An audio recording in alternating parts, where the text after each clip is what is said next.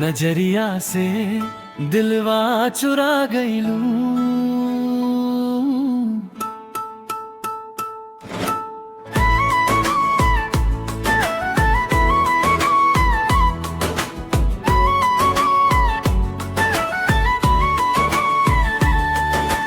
गोर गोर मुखड़ा पायल के छनकार देखते ही हो गईल दिल बेकरार।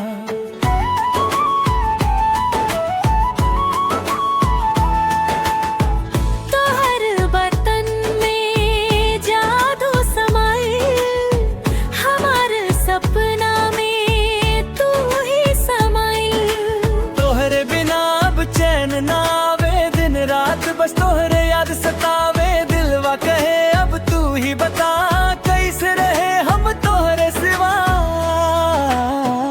नजरिया से दिलवा चुरा गईलू, नजरिया से दिलवा चुरा गईलू।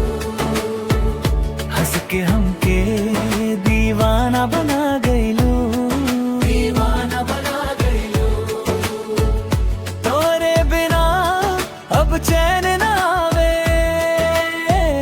दिन रात बस तोहरे याद सतावे।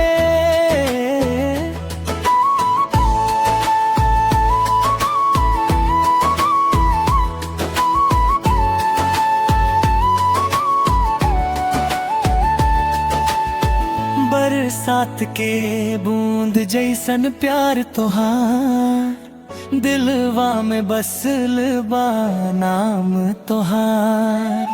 साथे जियब साथे मरब, जन्म जन्म तक प्यार करब।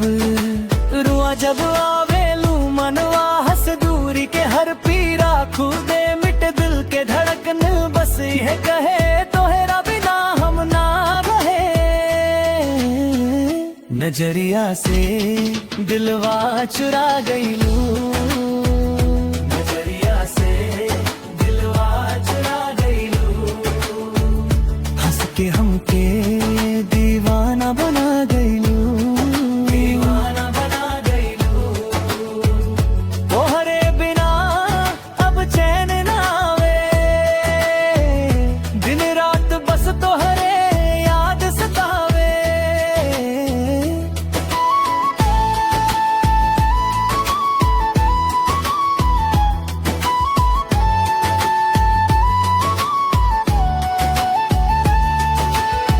रोआ बिना दुनिया सूनी लागे, हर खुशी अब तोहरे से जागे। दिल से निकले बस ई पुकार, तोहरे से बासाचो प्यार।